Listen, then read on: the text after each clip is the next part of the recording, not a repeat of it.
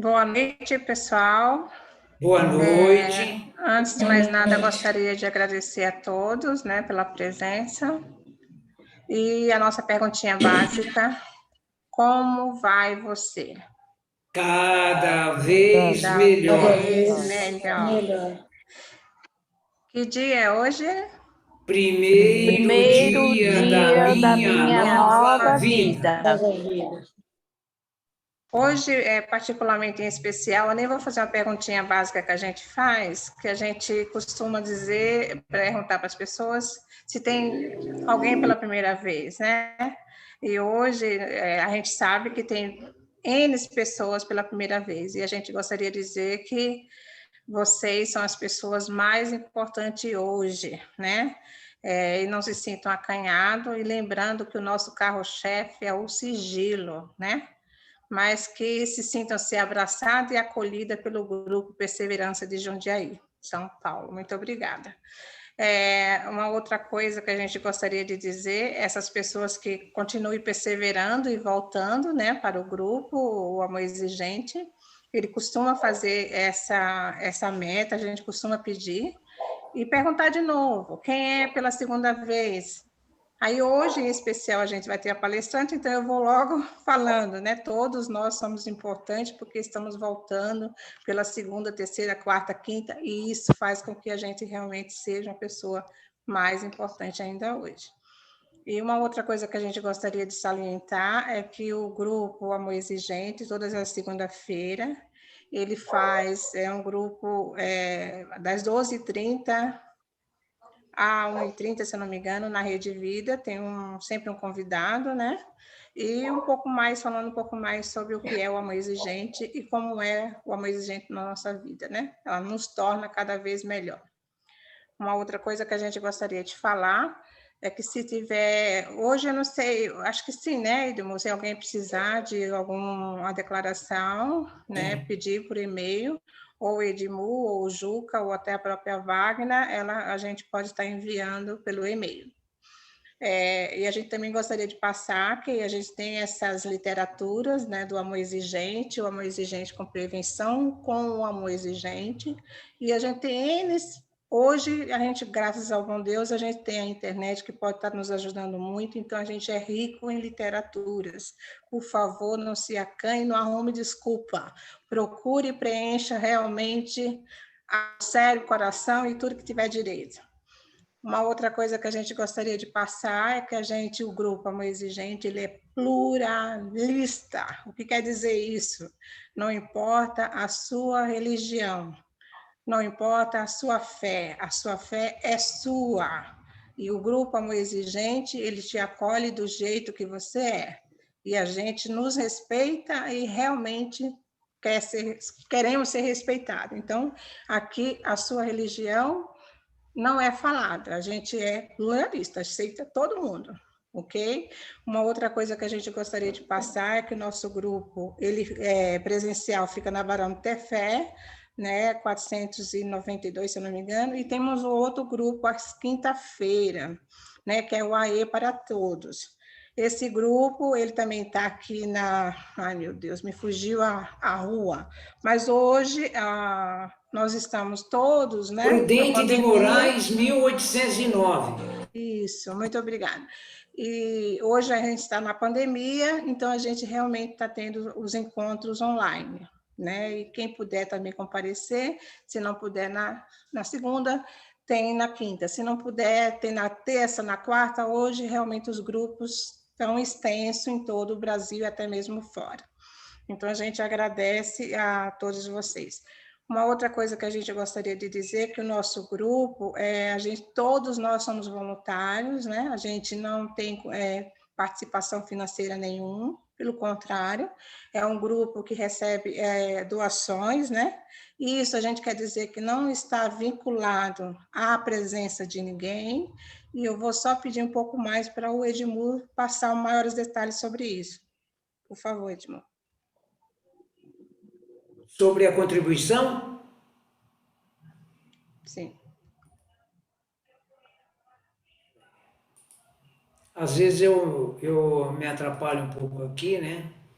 Mas Aqui nós apresentamos semanalmente as doações que a gente recebe no mês, né? Essas doações, ela faz com que mantenha o nosso grupo ativo, né? Nós temos despesas, o nosso grupo ele é legalizado, ele tem contabilidade, nós pagamos a contabilidade, pagamos a mensalidade da federação, né? E temos despesas como cartórios e tudo mais, né? Então, esses valores da doação, eles nos mantêm vivo o grupo, onde nós podemos realmente participar toda semana. Inclusive, nós fazemos o pagamento do Zoom. Eu coloco sempre a minha conta, né? Porque ainda a gente não tem uma conta no banco. Então, eu coloco minha conta particular, eu cedo, mas toda semana eu passo todas as doações. E esse mês aqui nós estamos, ainda não terminou, mas até hoje, R$ 325.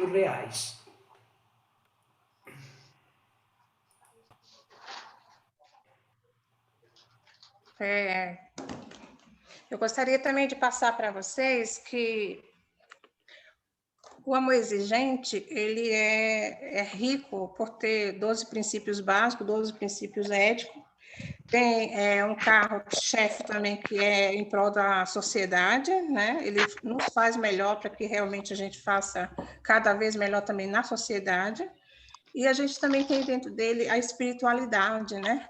Que a espiritualidade é um dos pilares fundamentais para enriquecer cada vez mais e nos fortalecer. E a gente costuma também sempre abrir os nossos espaços fazendo essa oração da serenidade, né? Que hoje a gente vai começar agora fazendo essa oração. Então, a gente costuma fazer isso, geralmente, com todos que estão, né, reunidos, né? Vamos conversar, Edmur? Peraí.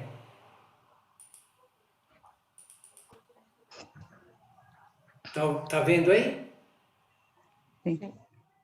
Então vamos lá. Eu seguro minha mão na sua, uno meu coração ao seu, para que juntos possamos fazer aquilo que sozinho eu não consigo. Não consigo. Concedei-me, Senhor, Senhor, a serenidade necessária necessária para aceitar as coisas que eu não posso modificar. Coragem para modificar aquelas que eu posso. e E sabedoria para distinguir uma das outras. Força, fé e e alegria.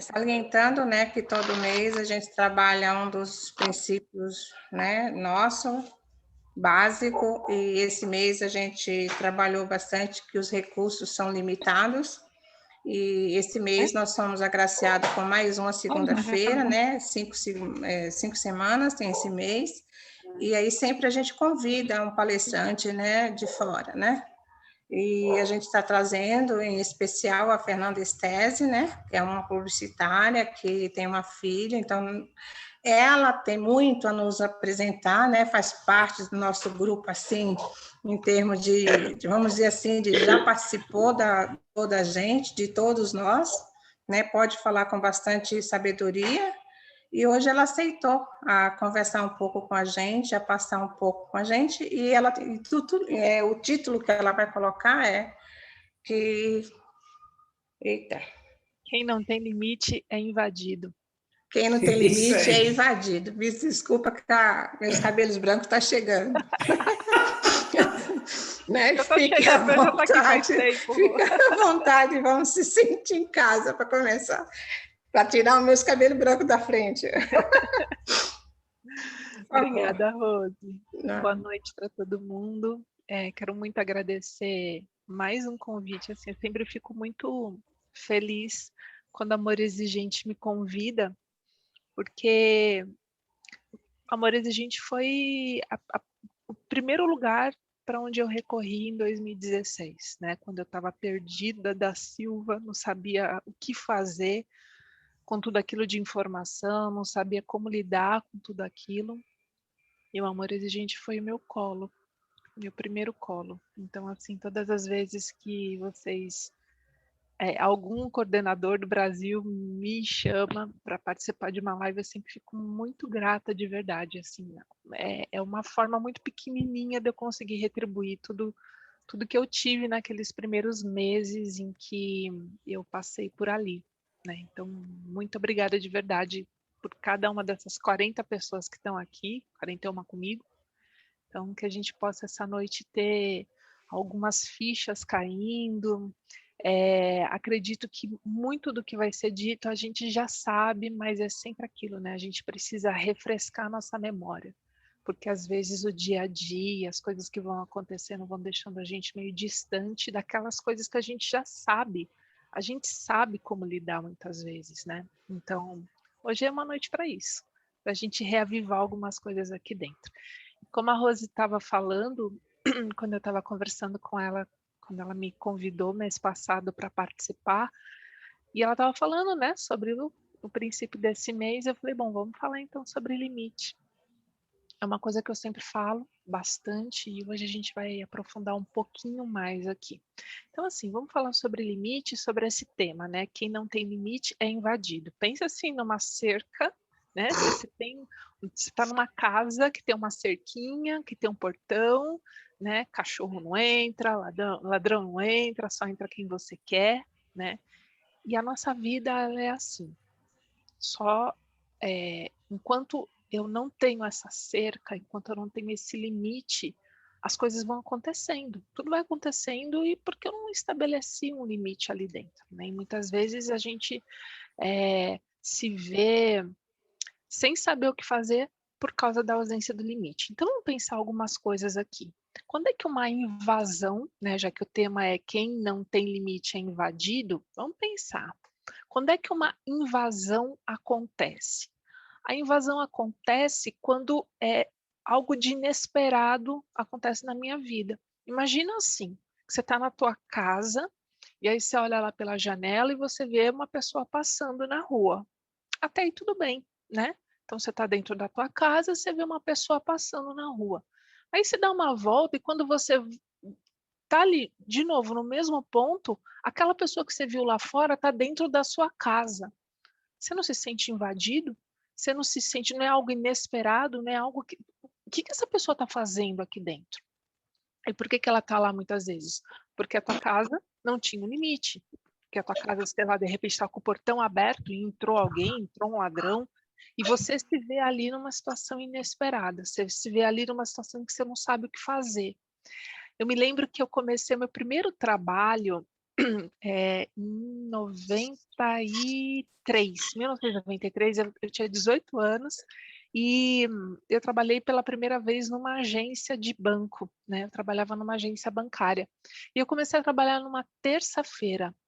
Na quinta-feira da mesma semana, entraram 3 ladrões naquela agência.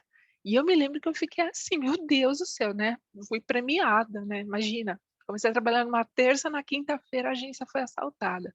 E é aquela confusão, aquele barulho, aquele medo, aquela apreensão, a agência estava cheia, era tipo horário de almoço.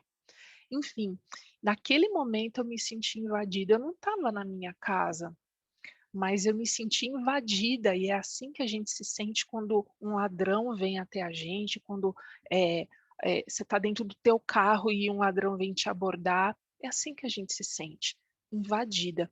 E quando a gente se sente invadida, o que é que rola aqui dentro? O que a gente sente?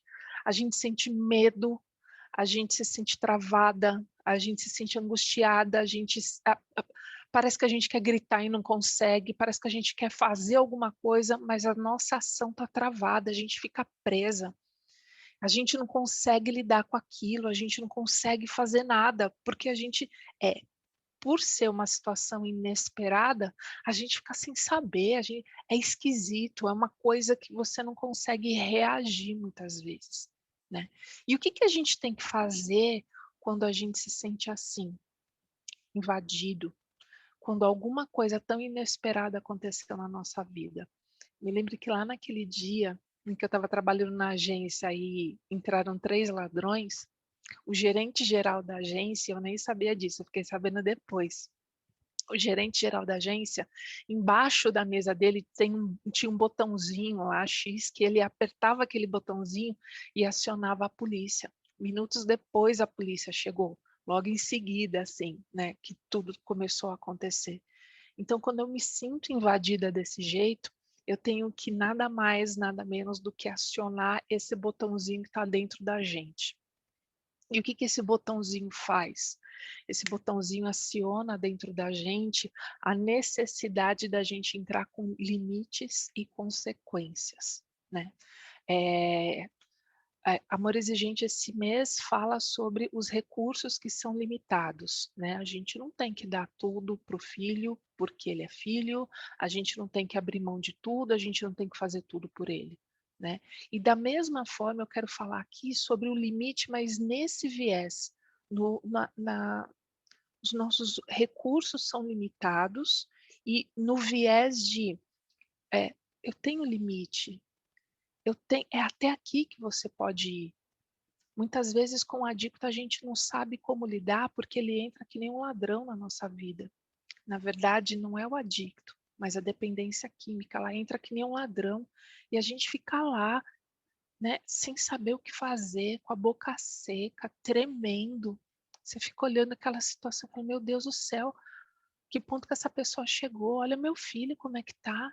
Isso é meu marido? Não foi com esse cara que eu casei, né? Então a gente fica naquela situação. E aí é o momento de trazer à luz na nossa consciência o limite e a consequência. E o que é o limite? É até onde eu me permito, até onde eu aceito. O que é aceitável dentro da minha casa, uma vez que a dependência química entrou junto com o adicto? O que é aceitável? Até onde eu deixo ele ir? Até onde eu permito que as coisas aconteçam dentro da minha casa, dentro da minha vida? E para eu entender, e para eu conseguir colocar limite, porque é muito fácil, né, a gente ouvir as pessoas dizendo que você tem que colocar limite, mas para eu saber que limite é esse, isso é muito individual de cada um. É muito individual até onde eu posso, até onde eu consigo lidar, até onde eu dou conta. E isso é muito individual, por isso é muito necessário o autoconhecimento. Se eu não me autoconheço, eu não sei até onde eu posso ir. Eu não sei aonde até eu deixo ele ir. Eu não sei até onde eu falo aqui não. Eu não posso ficar copiando do outro. Eu não posso ficar copiando de outra pessoa codependente, de alguém do meu grupo. Eu não posso ficar copiando o limite dele. Porque e se eu não dou conta desse limite? Como é que eu faço? Né? Eu costumo falar que lá em 2016, quando eu tinha toda a questão da adicção na ativa aqui com a Giovana, hoje a gente tem 20 anos, vai fazer 21 agora em julho, tá bem, trabalha, namora, estuda, faz, né, tem uma vida que ela merece, né? Eu me lembro que eu olhava e falava, meu Deus do céu, que limite eu vou colocar aqui? E tem muitas pessoas que já me perguntaram assim, Fê, como é que era essa coisa do dinheiro para você? Chegou num determinado momento em que eu e o meu marido optamos por não dar R$ 1 para Giovana, porque a gente sabia que R$ 1 na mão dela virava droga.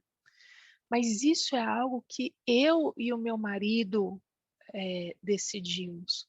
Como é que eu posso dizer para uma mãe que ela tem que fazer isso se ela não dá conta de saber, por exemplo, que o filho dela vai dar os pulos dele para conseguir droga? Porque eles dão. Qual o único objetivo de um adicto na ativa? Conseguir droga. Se eu não estou dando dinheiro para ele, ele vai fazer o que for necessário.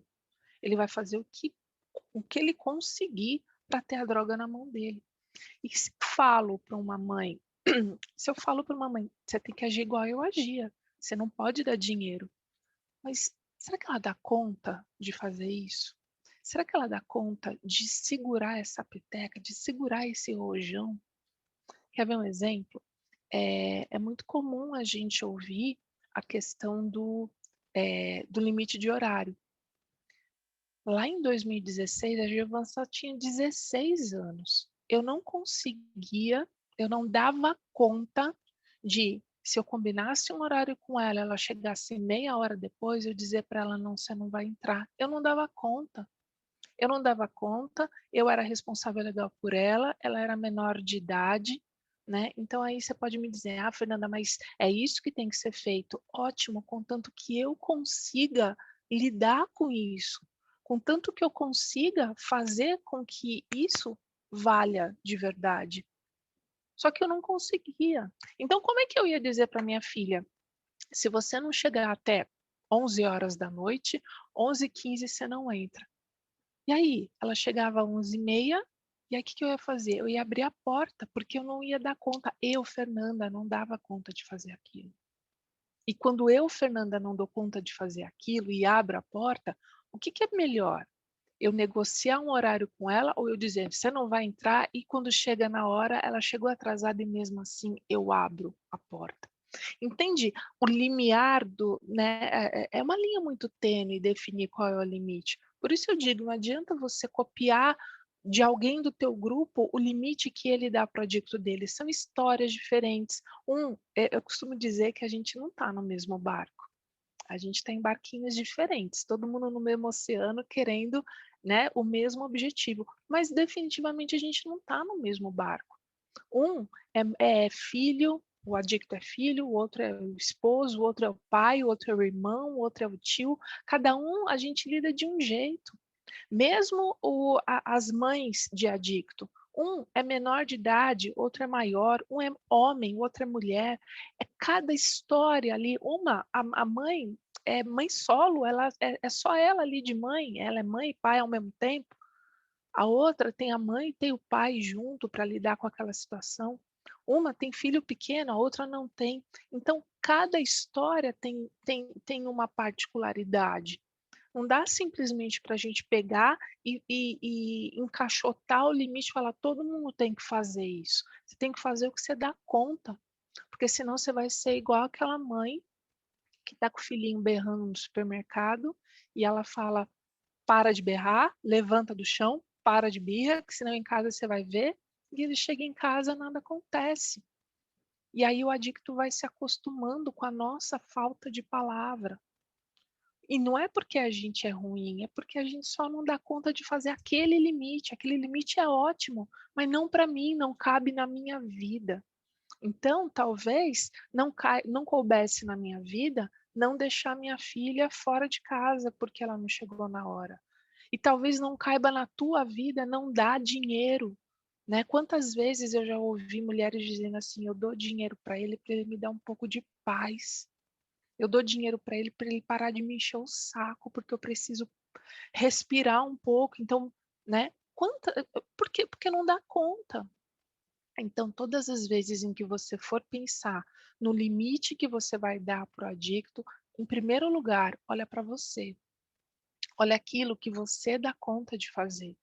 Você tem a literatura do amor exigente, tem a literatura de Naranon, tem tanta coisa, tem tanta live acontecendo todos os dias. O que você pode fazer? Você pode se inspirar em cada uma dessas coisas. Você não tem que fazer, por exemplo, o que eu estou falando aqui, porque o que eu estou dizendo é o certo, mas pegar a inspiração e ver na tua vida o que cabe. Por quê? Porque depois do limite vem a segunda coisa mais importante, quando eu aciono meu botãozinho lá, ixi, fui invadida. Né? Então, ter o botãozinho do limite e ter o botãozinho da consequência. Porque eu não posso só impor limite, eu não posso só olhar para o adicto e dizer, é isso, meu limite é esse, você só pode vir até aqui. Mas e a consequência? Porque, invariavelmente, a gente sabe que a dependência química vem junto com ela, né? O pacotinho, né, da dependência química.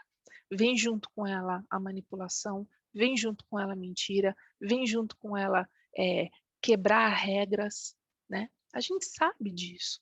Então, como invariavelmente acontece do adicto não se submeter à regra, beleza.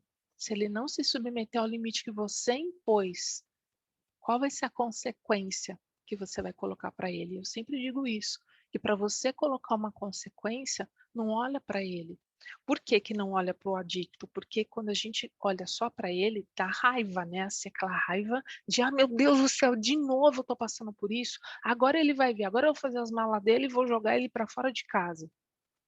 Só que aí, de novo, assim como aconteceu lá no limite, na hora da consequência eu não consigo fazer. Então, se eu prometo para ele que, olha, se você não fizer isso, eu vou fazer tuas malas e vou jogar na rua.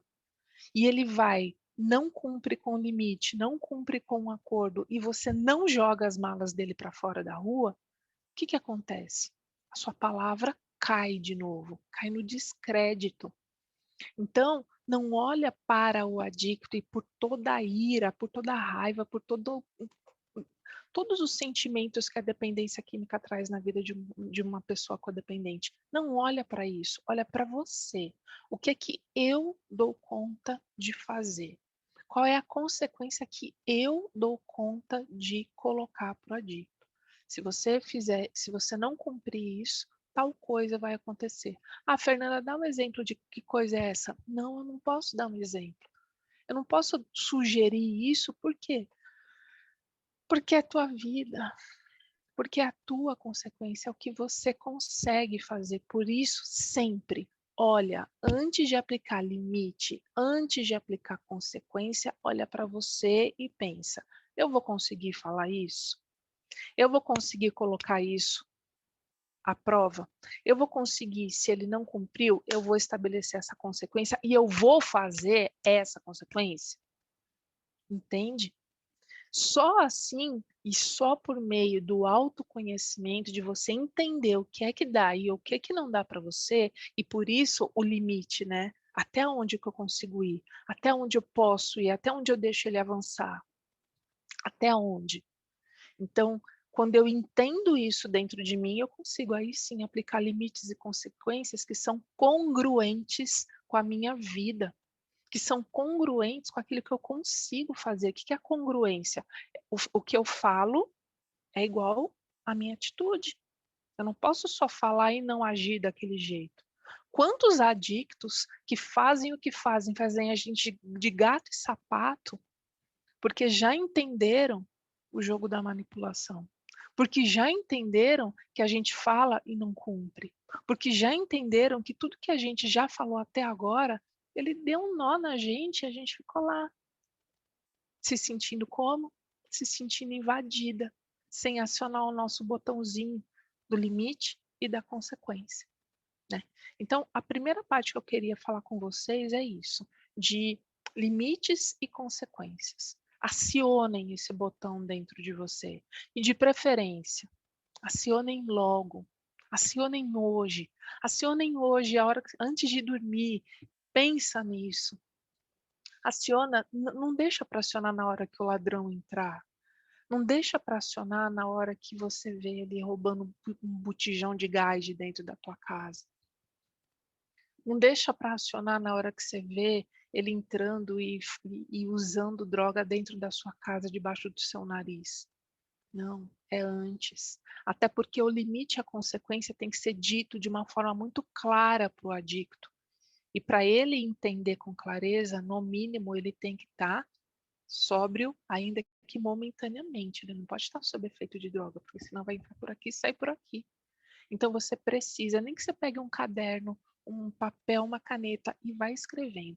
Escreve lá todos os seus limites, até onde você quer, até onde você permite. Quais são as consequências se ele não cumprir esse acordo com você? E quando isso estiver muito claro dentro de você, quando você tiver muita clareza a respeito disso, aí você senta com ele e fala: olha, eu pensei muito a respeito da nossa relação e para nossa relação continuar, para que haja algo minimamente saudável dentro da nossa casa, eu vou colocar para você quais são os meus limites e as minhas consequências. Você está aqui debaixo do meu teto e a gente vai ter que se alinhar com relação a isso. E aí você fala com ele. Claro que isso não é fácil, claro que isso não é tão simples assim. Requer muito olhar para si. E eu costumo dizer que é muito fácil, muito mais fácil a gente olhar para a vida do adicto do que para a nossa.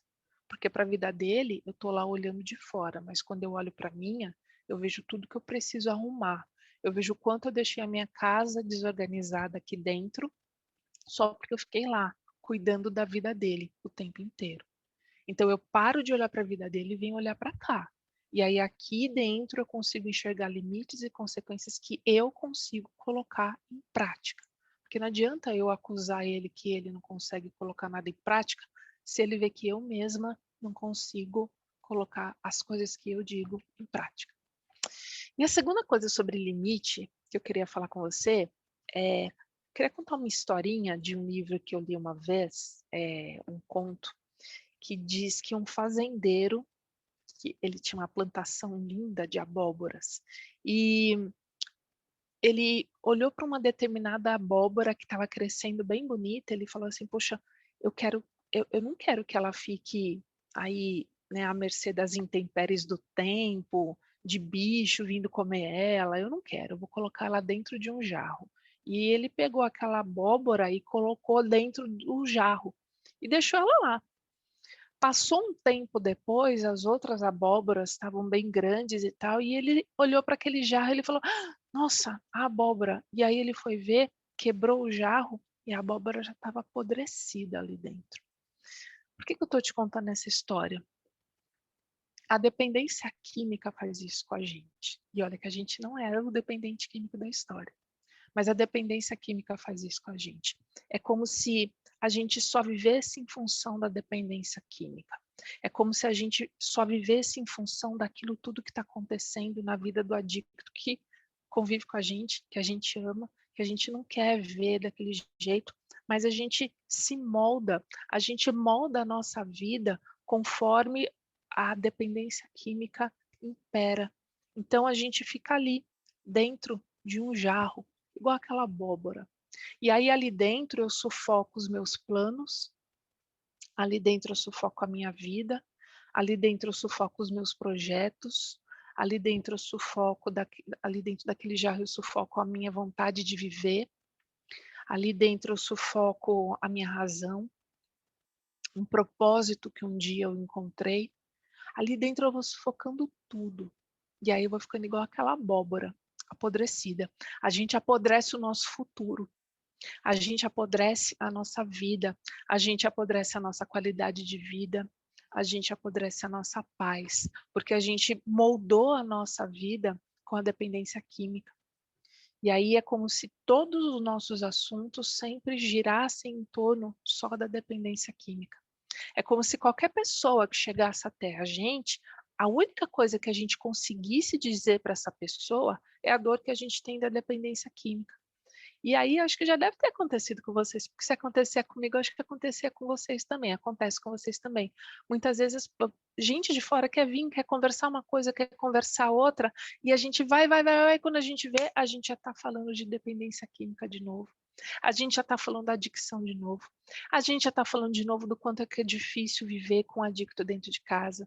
A gente já está falando de novo do quanto a gente está deprimida.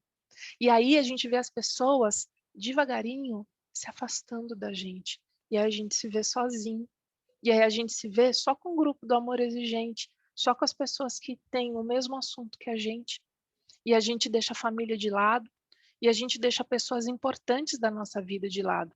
Até às vezes, uma mãe de adicto que tem outros filhos, deixa os outros filhos de lado. Por quê? Porque a atenção dela está inteirinha voltada para a adicção, para a dependência química.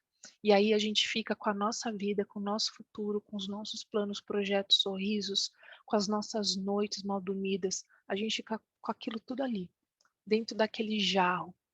E a gente fica ali, apodrecendo.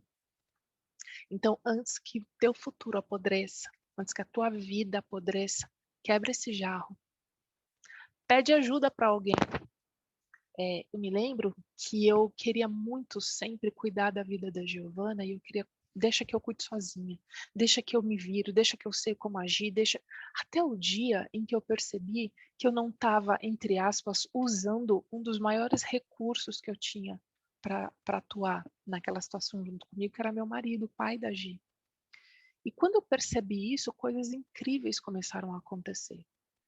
Porque eu olhava para o meu marido e eu dizia assim, eu lembro teve uma vez que eu falei para ele, amor, eu não consigo mais lidar quando a Giovana começa a mandar aquele monte de mensagem para mim, que ela quer uma coisa, eu digo não, e ela fica mandando mensagem. Eu não consigo lidar, eu entro em desespero, me ajuda. E eu comecei a usar ele como recurso. E eu falei assim para ele, toda vez que ela começar com isso, eu posso dizer para ela que eu não vou mais falar e que agora é com você? Ele falou, pode. Por quê? Porque ele atuava, não que ele não sofresse, mas ele atuava com a Giovana de uma forma diferente. Então eu falava para ela, eu não vou mais falar sobre esse assunto. Se você quiser continuar, você vai continuar com seu pai. E aí ela ia falar com ele, ele dava um não do jeito dele e o assunto acabava. Eu falava, cara, que fácil. Por que eu fiquei tanto tempo segurando esse rojão sozinho? Então, de repente, você tem um marido, de repente você tem um outro filho que está junto com você nessa, e que talvez ele te ajude a quebrar esse jarro, para fazer você voltar a ter qualidade de vida e paz. Lá na minha página, eu digo sempre que eu preparo mulheres, né, principalmente mulheres, eu preparo mulheres para voltarem a ter qualidade de vida e paz, apesar da dependência química. E por que eu digo que eu preparo? Porque não é assim da noite para o dia. Não é assim que a gente vai conseguir isso. É um processo. E se a gente entende que o adicto tem o processo dele e a gente tem o nosso processo, a gente se olha mais. E aí a gente cai naquilo que o amor exigente prega tanto, né? Me olha em primeiro lugar, em segundo lugar, em terceiro lugar. E eu estou sempre em primeiro, em segundo, em terceiro lugar, em último lugar. Quando eu olho no espelho, eu olho uma foto minha, eu me vejo, eu me percebo. E eu paro de me abandonar. Eu paro de me deixar para lá por causa do adicto. E eu não estou dizendo aqui que você tem que largar ele, que você não tem mais que amar, que você não tem mais, sabe, não estou mais nem aí. Não é isso. Quando eu me percebo, eu começo a me amar de novo. E a gente sabe, né? Que eu só consigo amar o outro se eu consigo me amar. Então, talvez a nossa relação esteja tão conturbada porque a gente só está lá, na vida do outro. E se a gente voltar para a nossa vida, a gente consegue estabelecer os nossos limites, a gente consegue colocar consequências que a gente vai levar até o fim, e a gente consegue quebrar o nosso jarro, para a gente não ficar lá, apertado e apodrecendo dentro daquilo que a dependência química veio e imperativamente colocou para a gente. Eu gosto de dizer que nós não somos dependentes químicos. O dependente químico é ele. Então você não sofre da doença da dependência química. Você tem a codependência. E isso a gente consegue dominar. Mas só se a gente quiser mesmo. Então meu convite para você hoje é que você se olhe. É que você volte a ter olhar para você. Quando eu falei para você, pega um papel, uma caneta e escreve. Escreve as coisas que você permite. Escreve as coisas que você dá conta. Escreve lá, eu permito, por exemplo, eu vou deixar o quarto do meu filho, o quarto da minha filha bagunçado do jeito que ele deixa, do jeito que ela deixa. É assim que ela quer? Tá bom, eu permito. Eu não vou mais entrar no quarto dela e ficar estressando e falando, limpa esse quarto, porque eu já vi que não adianta. Então, talvez a bagunça que está dentro do quarto dela, como era que acontecia aqui com a Gi, a bagunça que estava no quarto dela transpirava a bagunça interna que ela estava vivendo. E quando eu vou lá e limpo toda a bagunça dela, eu não deixo ela experimentar a bagunça que está na vida dela. Gosto de dizer que a dependência química tem as suas crises e a gente tem medo da crise da dependência química, né? Mas a crise é boa. Foi numa crise que a minha filha pediu ajuda. Fui numa crise, fui numa overdose aos 16 anos que a minha filha pediu ajuda. E se não tivesse sido aquela crise, talvez hoje a gente não estava aqui, vivendo do jeito que a gente está vivendo hoje. A gente vive um mar de rosas? Não, a gente tem nossos arranca-rabos, a gente tem nossas brigas, a gente tem nossas discussões, mas a gente não está mais debaixo daquela família disfuncional que a gente tinha antes. Então, meu convite hoje é esse, que você se olhe, que você busque autoconhecimento, que você olhe para você, mais do que olhar para outros exemplos. Exemplos são bons. Eu me lembro, como eu disse no comecinho, que eu olhava para tudo que as pessoas diziam lá no Amor Exigente, eu ia pegando tudo aquilo que servia para mim. E o que não se encaixava na minha vida, que eu não dava conta de fazer, eu simplesmente entendia que aquilo era um exemplo, mas não cabia na minha vida. E eu simplesmente deixava, para que quem conseguisse fazer aquilo, fizesse. Eu ia fazer de outro jeito. Então, quando você se autoconhece, você consegue colocar os seus limites, colocar suas consequências e quebrar teu jarro, para você voltar a ter qualidade de vida, apesar de tudo. É isso.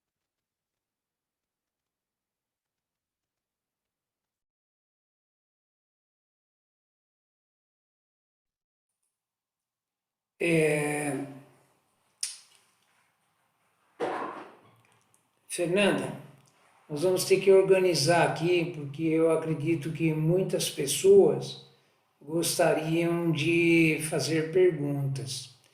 Então, eu só gostaria que o pessoal se manifestasse pelo chat, para que depois eu liberasse o áudio, para que a coisa não ficasse conturbada, né? Então, a pessoa vai fazer as perguntas, né? Mas avisa a intenção pelo chat, para mim liberar o áudio.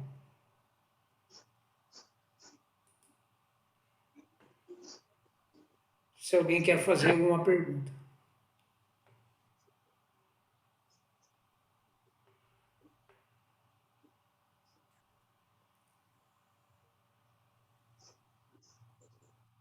A Bia, ela quer fazer uma pergunta para você, tá?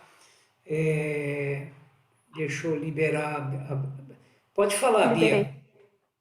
Boa noite, muito boa a palestra. Primeiramente, parabéns por ter nos orientado tão bem com essa palestra, foi muito, muito boa para mim, né? Eu estou no grupo Amor Exigente há 1 ano e tenho aprendido bastante. E tenho buscado mais conhecimento também. Uma pergunta que eu gostaria de fazer é, depois que, né, colocamos esses limites e as consequências, como que nós podemos lidar com a nossa insegurança e com a nossa desconfiança?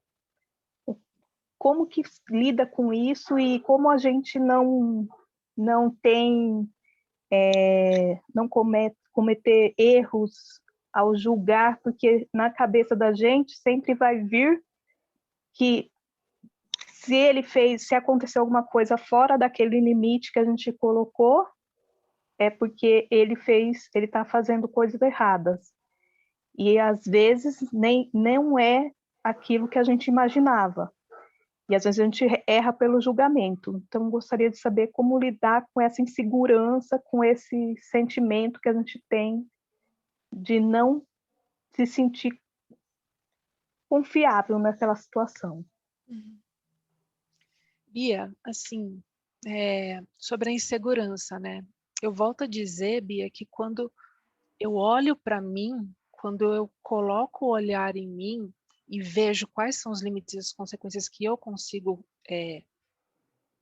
colocar para o adicto, você concorda comigo que vem com mais segurança?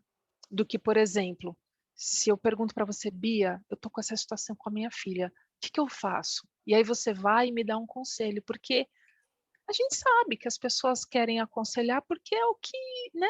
Poxa, deixa eu passar para o outro o que eu aprendi, deixa eu passar para o... Mas quando você entende que é olhando para mim e vendo a minha vida, e vendo a minha história, e vendo a minha família como é, e vendo como a minha família é constituída, e vendo quais são os limites e consequências que eu consigo dar conta, você concorda que vem recheada de mais segurança? Do que, por exemplo, se eu olho e falo para você assim, Bia, tira o dinheiro. Aí você fala, tá bom, vou tirar o dinheiro. Só que você não está segura daquilo. Você não sabe se você vai conseguir dar conta de ver, eu não sei se a pessoa com quem convive com você é teu filho ou teu marido, mas eu não sei se você vai dar conta disso. Então, olhar para si, Bia, o autoconhecimento é o que dá força para a gente. Eu só consegui passar por tudo que eu passei e hoje falar tudo que eu falo, porque eu comecei a olhar para mim. Eu tirei o olho da minha filha e é tão difícil tirar o olho da minha filha, porque ela só tinha 16 anos, ela era menor de idade. Não era fácil, não era simples. Só que eu entendi que tudo aquilo que eu queria mostrar para minha filha, tudo aquilo que eu queria dizer para minha filha que a droga faria de mal para ela, não era eu que ia conseguir convencê-la. Quem ia conseguir convencer a Giovana era a própria droga. Era a própria droga que iria convencer ela. E qual foi a artimanha que eu usei? Eu digo artimanha porque tipo, é quase uma estratégia. E qual foi a estratégia que eu usei? De entender que o melhor jeito de eu cuidar da vida da minha filha era não cuidando da vida da minha filha. Olha só, eu sabia, eu me via como responsável legal, eu sabia que qualquer besteira que acontecesse com a Giovana, eu era responsável, eu e meu marido. Então, dentro dessa minha história, que é diferente hoje a Gi, ela está em recuperação já há 4 anos e meio, quase 5 anos.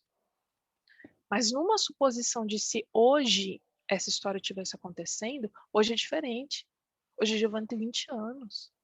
Hoje eu não ia tratar a Giovana como eu tratei a Giovana de 16. Por isso que eu digo que é importante a gente olhar para a nossa história, para quem a gente é, para como é que está a coisa dentro da gente, porque é só aí que você tem segurança. Porque você sabe como que você lida com tudo isso.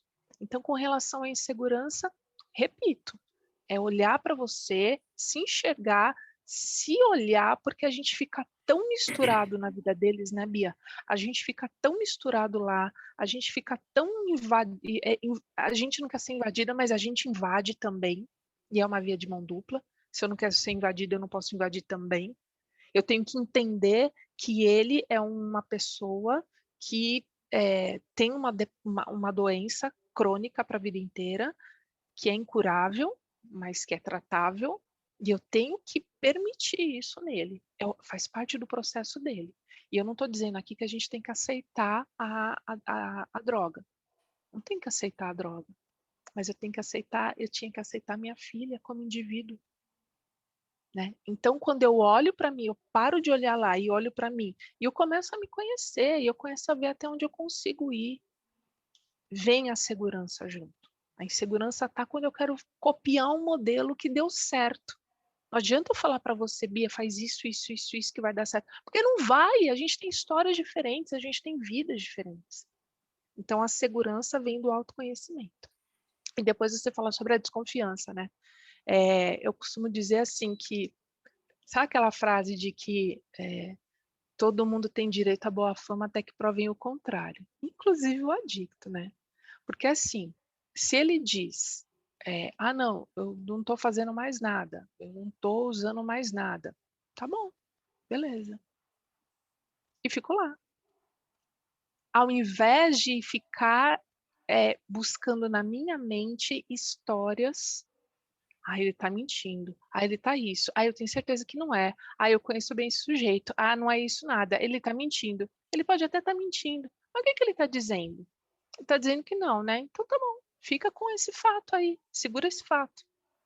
Quando você perceber, Bia, que, olha, deu ruim, aí, ó, recaiu, olha o jeito que tá. Beleza, aí você lida com aquilo. Foi assim que eu aprendi, entendeu, Bia? Você lida com o fato, você não lida com as histórias que estão na tua cabeça. Esses dias eu postei, acho que foi antes de ontem ou ontem, que eu postei um vídeo, você viu, Bia? Que eu falava assim, Eu vi. camarada levanta, você fala, ó lá, já levantou, ó lá, vai pra rua. Tô vendo tudo, não vou dormir a noite inteira de novo.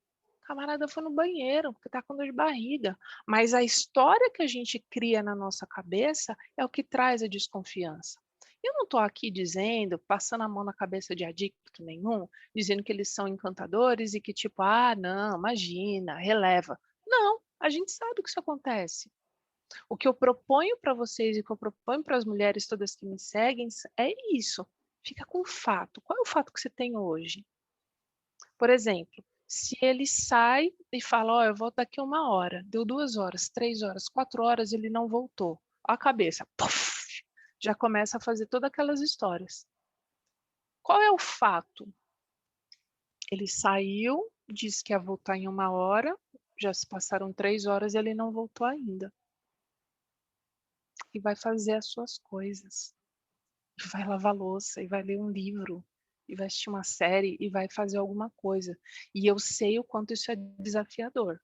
Porque o mesmo que fica aqui, vai fazer alguma outra coisa, calma, ele só ainda não chegou, fica aqui. Mas ele não chegou porque ele está lá no seu... E fica aquela bagunça dentro da nossa mente. Né? Então, assim, não dá para confiar, mas também não dá para viver em desconfiança. Quantas vezes eu vejo mulheres, Bia, falando assim para mim, ele volta da clínica daqui a 2 meses, mas eu estou morrendo de medo porque eu sei quem ele é. Caramba, deixa ele voltar, deixa ele viver o que ele está trazendo, deixa ele viver, deixa ele respirar, conversa de outra coisa com ele. Tem gente que fala assim para mim, Fê, hoje é dia de ligar, né, fazer videochamada na clínica. E eu não sei o que eu falo. Gente, conversa sobre qualquer coisa. Fala, naturalmente. A gente perdeu a naturalidade. A codependência faz a gente perder a naturalidade. A codependência faz a gente perder a conexão com o outro.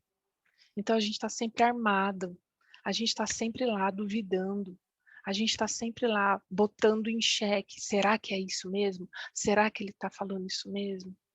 Né? Então, assim, faz tua parte.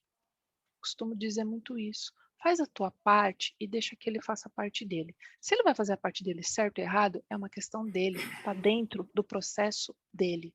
Faz a tua. Qual é a tua parte? O limite é esse, a consequência é essa. Ai, mas na hora deu um dó. Ai, cara, eu não sei se eu vou conseguir aplicar isso. Então, aí não adianta se desconfiar dele se nem em você está confiando, né? Enquanto eu não confio em mim, como é que eu quero confiar no outro? Então, mais do que ficar buscando motivos para confiar ou para desconfiar dele, confie em você. Volto de novo no autoconhecimento. A hora que eu entendo quem sou eu e o que eu tenho que fazer e até onde eu vou com o meu propósito, eu vou com o meu limite. Foi isso que eu falei. Por isso que eu digo, limite e consequência tem que olhar para você, não tem que olhar para ele, não. Se for olhar para ele, você vai colocar a pior consequência. Chega na hora, você não consegue, né? Então, assim, coloca teu limite, coloca tua consequência, faz a tua parte. E a parte dele é só com ele. A gente não tem controle. Que controle que a gente tem sobre o adicto? Que controle a gente tem sobre a adicção? Zero. Não tem, não dá, impossível, né? Então, é confiar na gente, confiar no processo. Confiar no processo dele, inclusive. A Gi, quando voltou da Fazenda Esperança, ela ficou lá 14 meses. E ela falava assim, mãe, eu não me arrependo de nada disso. Porque, não que ela gostasse, né, de tudo que ela viveu, mas ela fala, tudo aqui, se eu sou quem eu sou hoje, é por causa de tudo que eu vivi. Então percebe que isso, inclusive, fez parte do processo dela? Se a G, esse mulherão que está hoje aí debaixo da mesma casa que eu, vivendo, trabalhando, estudando, ganhou bolsa no trabalho dela, bolsa de estudo da faculdade. Eu olho essa vida e eu falo, meu Deus! E aí eu penso, se não tivesse acontecido tudo aquilo, será que hoje ela tinha se transformado nessa mulher responsável, sabe? Nessa mulher que dá conta, não tenho medo dela, não tenho medo. Dinheiro, eu nunca vi a cor do dinheiro da Giovana, no sentido de, não que ela não ajude em casa, ela ajuda sim, mas eu digo, eu nunca fiquei administrando o dinheiro da Giovana. Será que como é que teria sido se ela não tivesse vivido tudo aquilo? Tudo aquilo que aconteceu fez parte da história dela, do processo dela, e construiu essa Giovana que a gente vê hoje. Então, assim, é aquilo que está na Bíblia, né? Tem uma frase que diz, sofre as demoras de Deus. Quanto tempo que vai durar? Não sei, né? Então, enquanto isso, eu olho para mim, eu me autoconheço eu vou em busca de cuidar da minha vida, sem deixar de amar o outro, mas cuidar da minha vida em primeiro lugar, né? Para que essa insegurança não aconteça, para que a desconfiança não aconteça. Por quê? Porque eu estou pautada na minha vida, não na vida do outro. A vida do outro é uma consequência dele, né? Tá bom? Agora a Sônia, depois o Fabiano. O Fabiano também se manifestou, que quer falar, né? Mas primeiro a Sônia, que a Sônia foi a primeira que solicitou. Por favor, Sônia. Sim, tá. Boa noite a todos. Parabéns, Fernando. Gostei muito da sua fala, viu? Obrigada. E você respondendo a Bia, você respondeu minha pergunta também, que é sobre a Giovana, que você disse que realmente ela ficou também internada, né? Ela precisou ficar na Fazenda Esperança. Mas eu vou aproveitar a minha oportunidade e vou perguntar para você. Quando ela fazia o pedidinho, né, que eles sempre pedem, mãe, me traga isso, isso, isso, você mandava tudo? Tudo que ela pedia, você mandava? Vou te contar. Vou te contar os vexames que eu passei. Fala aí. Por exemplo, o meu pediu cigarros. Aí eu não acho certo dar cigarro pro meu filho. Meu marido já comprou um pacote hoje para mandar amanhã. Ai, menina, eu não concordo com isso. Eu acho que é errado, é droga também. Daí, como é que fica isso? Mas daí ele disse, mãe, estou devendo. Assim, ó. Não, desculpa, eu te interrompi, continua. É que ele disse, mãe, estou devendo esse carro aqui, que com certeza os amigos forneceram, né? Então, olha só. Fala. Ó, assim, ó. Deixa eu até anotar aqui para não esquecer de falar. Assim, a gente ficou na Fazenda Esperança, e na Fazenda Esperança não é permitido cigarro. Então eu não tive essa questão, tá? Ai, que maravilha. E lá é voluntário, a Gi pediu, né, para ser internada e tal, e na Fazenda Esperança realmente não tem essa de cigarro, enfim. Então, mas por outro lado, tinha um monte de, quando eu brinquei com você que eu ia falar todos os meus vexames, menina, assim, no começo, nos 3 primeiros meses, a gente fica sem contato nenhum, só por carta mesmo, né? Então, nos primeiros 3 meses de desintoxicação, só depois que a gente vai fazer as visitas. E eu me lembro que eu escrevi a carta para a Gia, assim, segunda, quarta e sexta eu estava no correio botando carta para ela no correio. E aí, a Gi, ela gosta de umas coisas assim, tipo azeitona. Eu não adoro azeitona. Eu mandava azeitona. Eu cheguei a um ponto de mandar tomate cereja. Sabe aqueles tomates pequenininho? Meu Deus. Eu coloquei num recipiente lá, né, durinho lá, que não ia. Mandei tomate cereja. Olha. Eu mandava um monte de coisa. Por quê? Porque eu estava tão feliz de ver a minha filha tendo pedido para sair daquela vida. Eu estava tão feliz de ver a minha menina de 16 anos tomando coragem que muito marmanjo não tomou até hoje. Eu estava tão feliz que eu queria premiar a minha filha, sabe? E assim, não era com coisas muito, era com um pote de azeitona. Até que, né, a coordenadora me chamou uma vez que a gente foi lá, porque a gente, apesar de não termos contato com ela nos 3 primeiros meses, a gente ia todo mês lá na fazenda. Ela falou, Fernanda, eu vou te pedir um favor. Para de mandar esse tipo de coisa para ela. E eu assim, mas por quê? Tem problema? Tem. Ela não está aqui para ficar recebendo esses agradinhos. Eles estão aqui, eles vão ter que ter acesso ao que tem aqui. É que a gente planta tomate, tá, Fê? Olha, né? Então a gente tem. Então só não manda, porque ela não precisa disso. E aí ela me falou uma coisa. Ela falou assim, Fê, Socorro, o nome dela. Ela falou, Fê, quanto que você não proporcionou de azeitonas para Giovana e ela não deu a mínima? Ela ia para a rua buscar droga. Né? E aí aquilo. Eu falei, que vexame, tá bom, pode deixar, não vou mais dar, né? Enfim, chega, nem precisa falar mais, né? Agora, com relação ao cigarro, que você tocou num ponto, né? Que você falou assim, mãe, tô devendo cigarro, né? Você falou que que seu marido até falou por causa disso. Ele não disse, ele escreveu uma carta, hoje nós temos a mídia, né? E mesmo porque, por conta da pandemia, não tem visitas, mas a gente tem o WhatsApp e por intermédio da psicóloga. Ele escreveu a cartinha e a psicóloga me mandou. E aí, assim, vamos vamos nessa linha de raciocínio aí do tô devendo, né? Porque, de fato, deve ter pego de um e outro. Aí, assim, ponto 1, o que a gente quer? Que eles criem responsabilidade. Ah, você tá devendo? Por que você pegou, se não era seu? E deixa ele arcar com a consequência dele. De novo, isso é o que eu faria, eu não tô falando pra você fazer, é o que eu faria. Então, lide com isso agora, você que lute aí, não sei o que você vai fazer. Né? Eu não vou comprar cigarro, porque é como você falou, para mim também, cigarro é droga. Então, eu não vou, do meu bolso não sai dinheiro para isso. E não é barato. Pois é, né? E aí, assim, a Gi teve uma época que ela saiu da fazenda em dezembro de 2017. Aí, em abril, maio, mais ou menos de 2018, ela voltou a fumar cigarro, não maconha, cigarro. E ela falou para mim: mãe, eu tô falando para você porque eu não quero que você fique desconfiando, então é isso que tá acontecendo.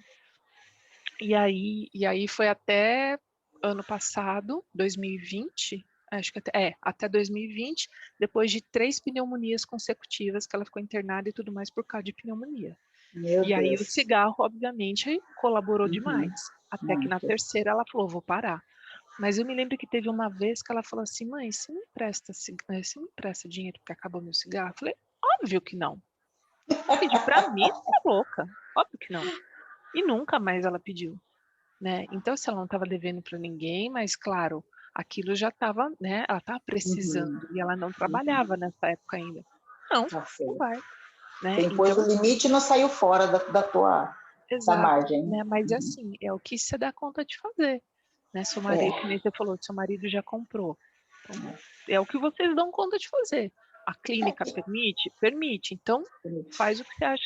Mas assim, é um ponto de pensar, por que ele, se ele não tinha, por que ele pegou do outro? Você vai ter que aprender a lidar com isso, querido. Né? Não pegar mais o que não é seu. Não pedir mais emprestado, porque eu não vou dar.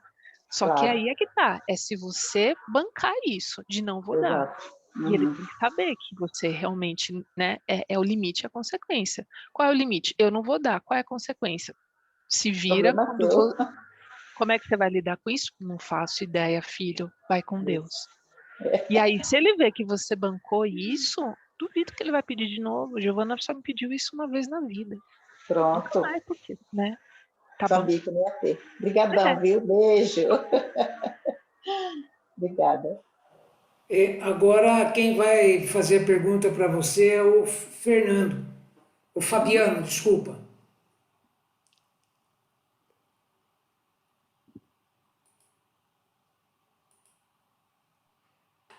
Fabiano?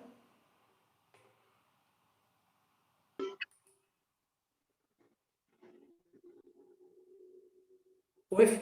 Oi, tudo bem? Tudo bem, Fabiano? Pode fazer a Desculpa aqui, pergunta. o meu microfone não abriu aqui. Primeiramente, boa noite a todos. Eu quero Boa dizer noite. que é um prazer enorme estar participando dessa reunião. Gostei muito da palestra, viu, Fernanda? Que bom, Fabi. Sou um adicto em recuperação.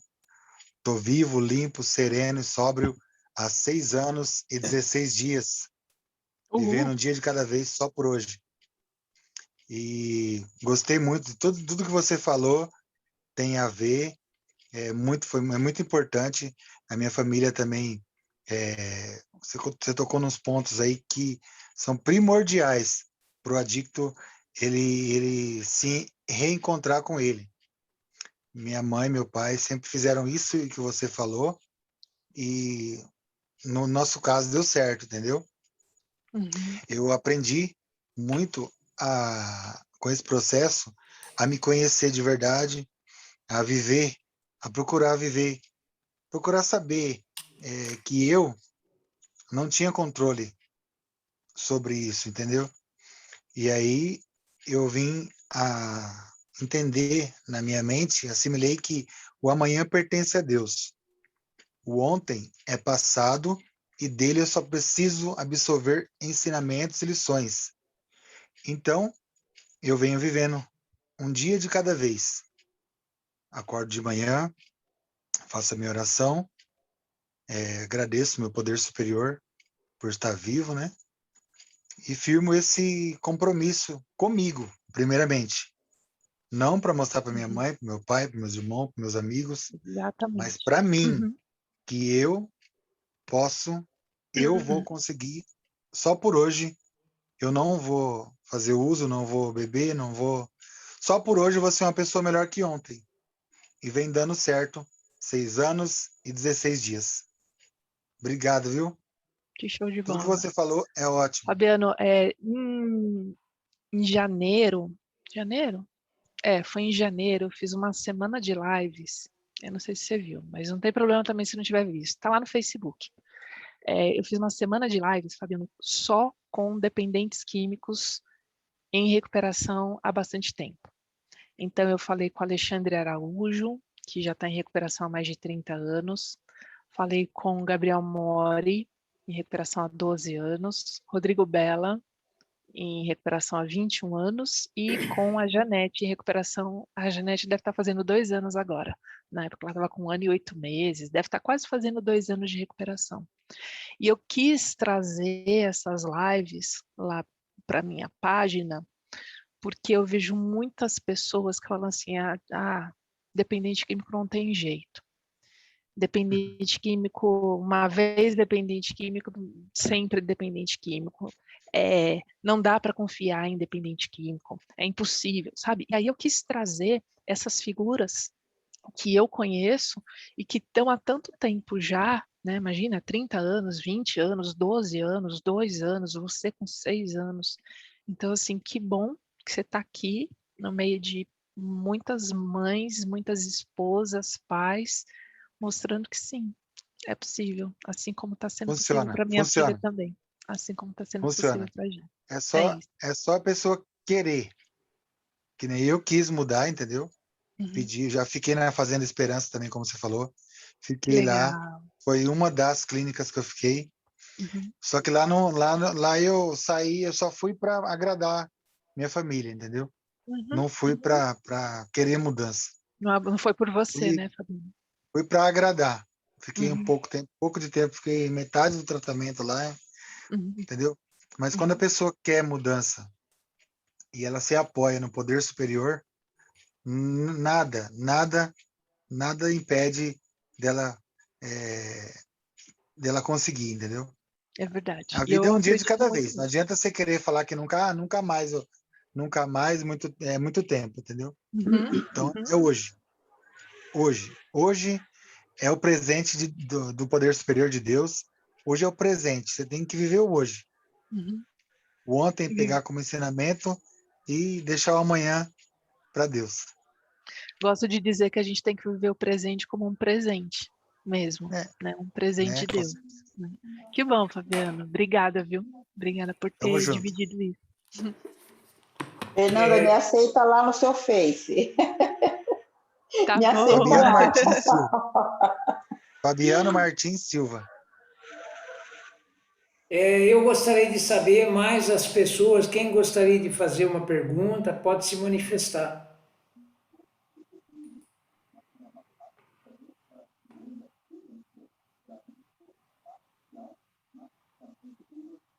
É?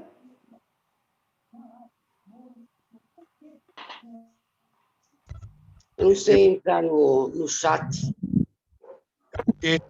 Boa noite a todos. Poderia fazer a pergunta? Pode sim, Pedro. Poderia fazer a pergunta e, ao mesmo tempo, até queria elogiar a moça aí que fez essa palestra.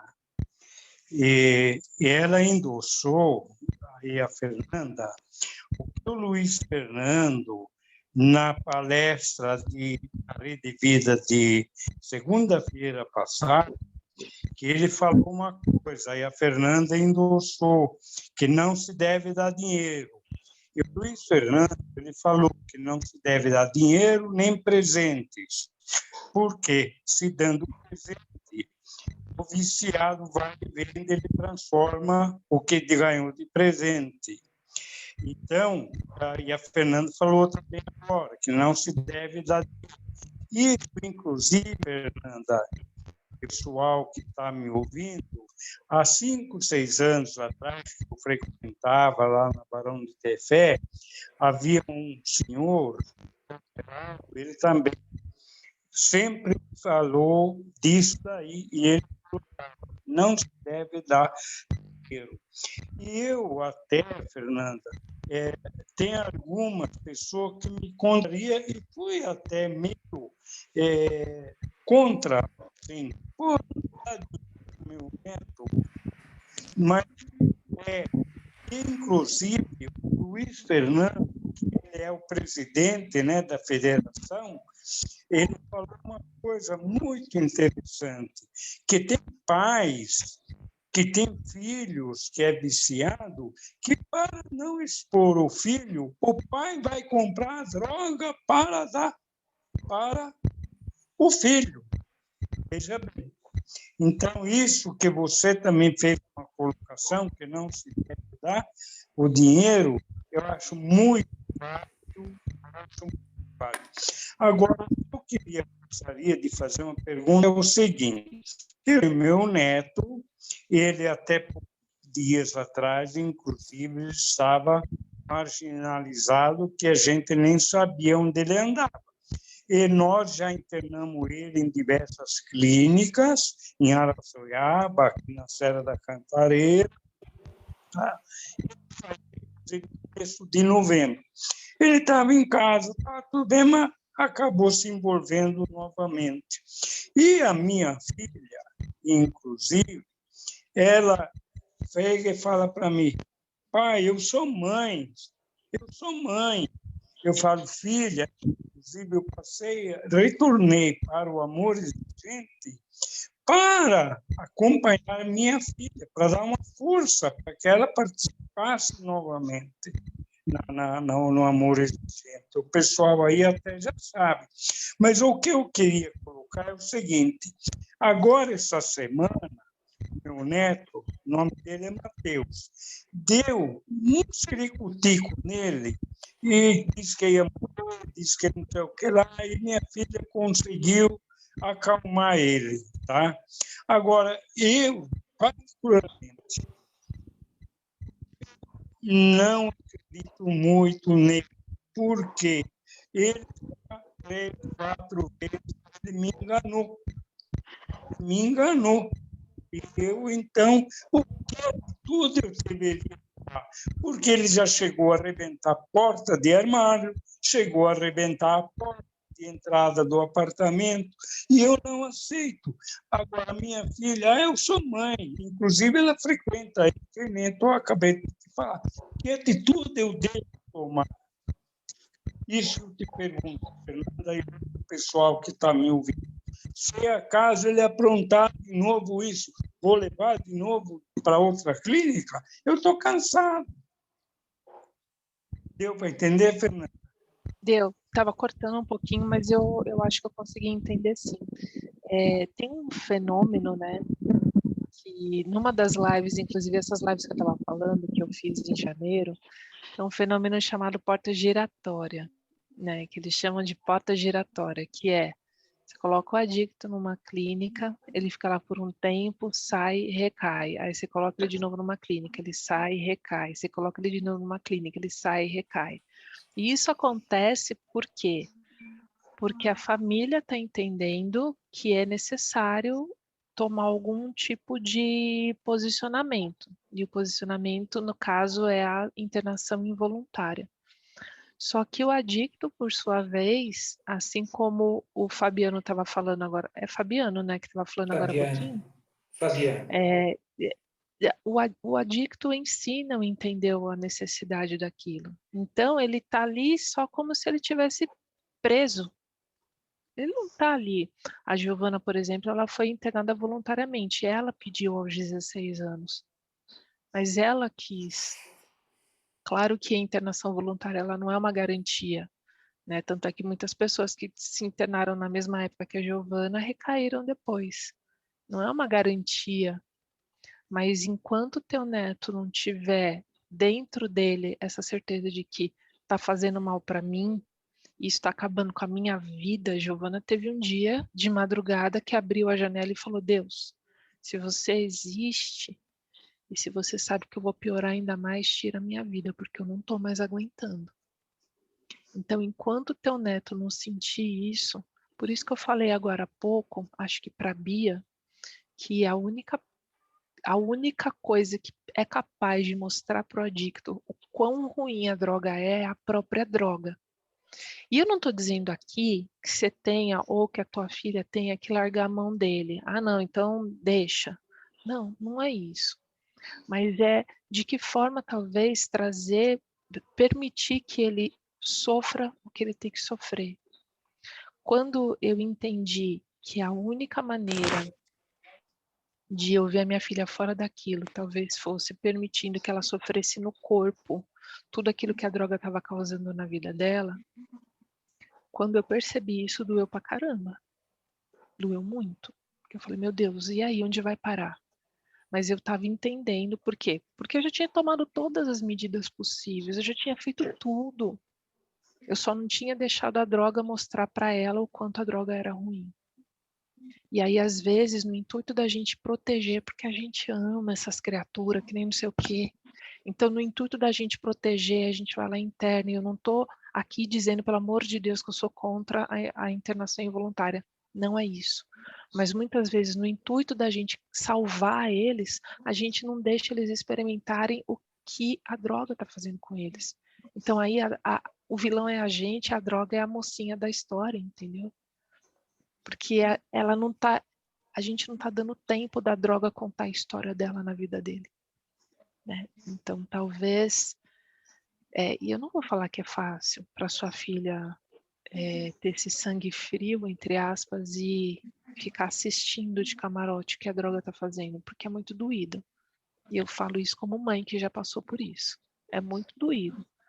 Mas só foi desse jeito que a Gi pediu ajuda, porque ela sentiu no corpo tudo aquilo que ela estava fazendo. Enquanto eu estava lá que nem uma desesperada, eu pegava a droga, eu jogava fora, eu não deixava ela fazer isso, eu não deixava ela fazer aquilo, eu queria, sabe, protegê-la de todas as formas.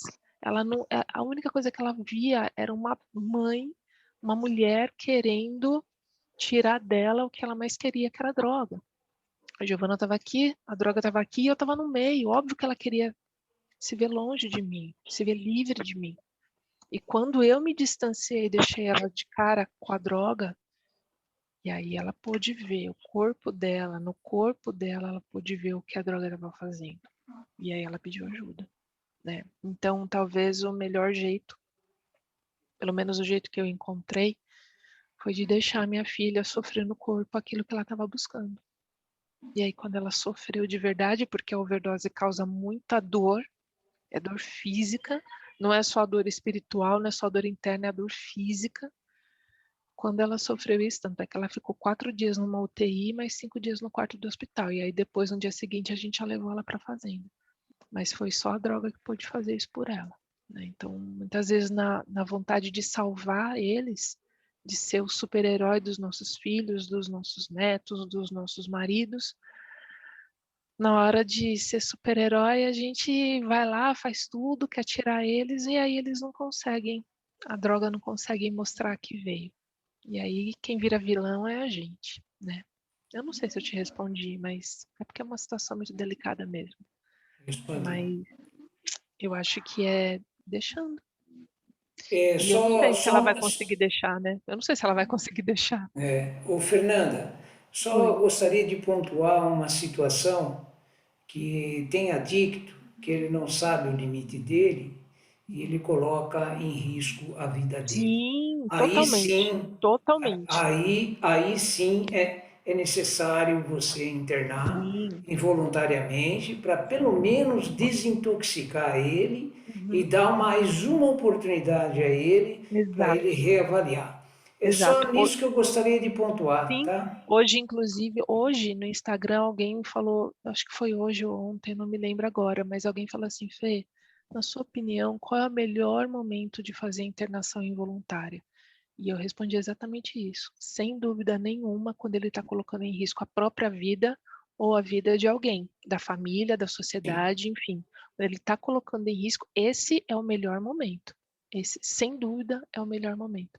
Quando eu falei lá no comecinho da porta giratória, né, não é desconsiderando não. Inclusive tem uma pessoa que está comigo desde 2018, a Isabel, eu não sei se ela está aqui, mas enfim, a Isabel 12ª internação do filho dela, né? Então, assim, e é uma questão ali, né? Porque ele fica bem, tá dentro da clínica, tá bem, ele atua lá dentro, é super atuante, ajuda muita gente lá dentro, e quando sai ele recai, né? E sim, coloca em risco a vida dele, né? Como foi da última vez. Então, de fato, a internação involuntária Diga, diga. Não, o fato que foi a 12ª que colocou a vida dele em risco, né? Mas vai chegar uma hora que ele vai perceber que vai ser a última, Sim, né? sim. Então, é uma coisa que é de cada um mesmo, não tem como você saber, né? É como você mesmo falou, não existe uma receita do bolo, né? Ai, se Se tivesse, existisse né? a receita do bolo, nós nem estaríamos aqui mais, né? Não Ai, se tivesse. precisaria. A Para mim, Tânia, ela se manifestou que ela quer fazer uma pergunta para você, Fernanda. Tá bom. Tânia, pode abrir o som. Oi, boa noite a todos. Boa noite, Fernanda. Já te Oi, Tânia. sigo há algum tempo. Sou mãe leoas aí do Gabriel. É o seguinte, agora você tocou num ponto que é o que acontece no caso do meu filho. Hoje ele tem 32 anos, tá? E desde os 17 que ele vive internado. Então, ele está nessa roda que você está dizendo. Só que o que acontece? Ele fica internado às vezes 9, 6, depende, né? Uhum. Quando ele sai, é 2, 3 dias na rua e some nesse mundo de Deus. Uhum. Então, para mim, isso eu não sei. Estou conseguindo, né? Não consigo. Estou conseguindo. Eu sei que eu tenho que fazer esse meu desligamento emocional, mas assim, sabe, você tem que ficar ligando IML, hospital, sem notícia, é 30 dias, 40 dias. Então, quando ele liga, já é direto, ele já sabe, é direto internação, porque não tem como trazê-lo para casa, não tem como conter, se ele fica em situação de rua. Uhum. Né? Então, às vezes eu penso, eu escutei isso uma vez, ele já está institucionalizado, vamos por assim. Vai. Sim, sim. Só que assim, a penúltima internação, ele conseguiu, graças a Deus, ele ficou 1 ano e 6 meses limpo. Foi a primeira vez desde os 17 anos. Fora da clínica, ele ficou 1 ano e 6 meses. Uhum. Nossa, foi uma bênção de Deus. Aí arrumou emprego, estava indo super bem nesses empregos de motoboy mesmo. Aí, sabe aquela história? Eu acredito que tenha sido verdade o que ele falou mesmo, porque ele estava com o celular pendurado aqui, né? E o rapaz roubou, enfim. Aí, para ele, foi o fim do mundo. Ele falou, recaí mesmo e pronto. Aí sumiu. Aí um anjo de Deus, que Deus colocou na minha vida, através da rede social, ele estava em Campinas. Mendigo de rua na rodoviária de Campinas. Não tem como você fazer o quê? Internar. Então, assim, eu acredito que agora ele está melhor, porque ele sentiu, né? Agora ele sentiu. Uhum. Mas, assim, o que eu pergunto para você é o seguinte, como é que eu posso dizer?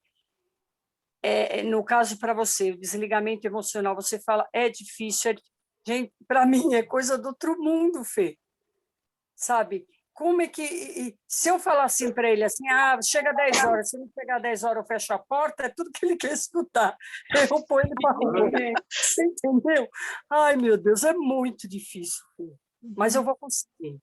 Eu vou conseguir. Fé em Deus, eu vou conseguir. Eu escuto você direto aí, estou te seguindo, eu vou conseguir. Eu tenho fé em Deus, com a ajuda sua, do Gabriel, do Amor Exigente. Eu vou conseguir fazer o meu desligamento emocional, que é o que você acabou de falar agora, né? Quem sabe, a hora que eu desligar, ele pega no tranco. Você sabe, Tânia, que talvez, como você me acompanha, talvez você já tenha ouvido eu falando isso, que assim, enquanto eu estava na vida da Gi, e daquele jeito, né? inteira lá dentro da vida dela, tudo que eu ganhava da Gi era chute, tipo, meu, sai da minha vida, não quero, me excluía de verdade da vida dela. E o desligamento emocional me possibilitou ver a minha filha me chamando de volta para a vida dela, sabe? E isso não foi só lá em 2016, não. É assim hoje, inclusive, sabe, Tânia? Vira Amém. e mexe, assim, por mais que a gente já esteja bem, isso, aquilo, mas é assim. Eu brinco que eu tenho hoje de presente o que a gente sempre quis. Então, assim, de vez em quando eu não falo com ela, por exemplo, se ela tá fora de casa e tal, e eu não falo por... Você esqueceu que você tem filha? Por que você não fala comigo? Fica me mandando mensagem. Aquelas mensagens que a gente ficava mandando para eles, agora é ela que me manda, sabe? Então, assim, e ela sabe o quanto eu amo, e ela sabe de tudo. Mas foi o desligamento emocional que favoreceu isso. Então, enquanto eu tô lá enfiada na vida dela, ela fica me empurrando. E quando eu percebo que eu tenho que fazer isso aqui, né, viver a vida deixar ela viver a vida dela, que é o que a Amor Exigente diz, né, viva e deixe viver, e eu vivendo a minha vida, aí a gente se aproxima de novo, porque agora tem a possibilidade, né, a possibilidade de... Hoje a Giovana sabe que eu não vou querer resolver as coisas por ela. Isso é Hoje a importante. Giovana sabe que se ela me contar um problema, eu não vou lá querer resolver, né? Ela sabe que às vezes dá vontade. De vez em quando eu me meto assim, aí eu levo uns cutucão dela assim, mãe, não te pedi ajuda disso aqui não, deixa que eu faço sozinha, né? É o que eu brinco, se ela tá lá fazendo arroz, deixa o arroz queimar se ela não perceber, porque é ela que tá fazendo. E é nas menores coisas mesmo, sabe? Nas menores coisas mesmo, né? E desligamento emocional não é... eu gosto muito de falar que é muito desafiador. Não é simples você fazer, principalmente quando é filho. Não que não seja com esposa, Sim. mas principalmente quando é filho. Porque a gente cresceu ouvindo esse negócio de que a parte do meu corpo que mais dói é o meu filho, que eu morro pelo meu filho, que é tudo pelo meu filho. A gente cresceu vendo as nossas mães sendo assim e agindo assim, e a gente cresceu com os nossos filhos assim, né? Então, como desligar emocionalmente? Como é que faz para cortar isso, né? E eu gosto de falar assim, pensa em qual é o benefício, porque hoje você não consegue entender isso. Mas se você pensar a longo prazo, qual é o benefício? O benefício vai ser, por exemplo, eu ganhar mais tempo na minha vida para mim. O benefício vai ser ele, por exemplo, perceber Meu que ele bombom pode tá ali na crescer com o gaveta. processo dele. O benefício pode ser Socorro. cada um vivendo a sua própria vida e vivendo Zete. juntos. Quando a gente começa a perceber quais são os benefícios, a gente fala, cara, e se der? E se for possível? Então, outro dia no Telegram até eu estava falando, né? Se você é daquelas que manda mensagem um monte de vezes por dia, experimenta ir cortando aos pouquinhos. Então, tipo, não, eu vou mandar mensagem hoje no máximo até às 18. Aí no dia seguinte você conseguiu, aí eu vou mandar mensagem até às 16, até às 14. Sabe? Quando você vai vendo, você tá... E não é falta de amor, não é não tá nem aí, não é deixar pra lá, mas é deixar o indivíduo viver o processo que ele tem que viver. E ó, Tânia, teu filho ficou 1 ano e meio.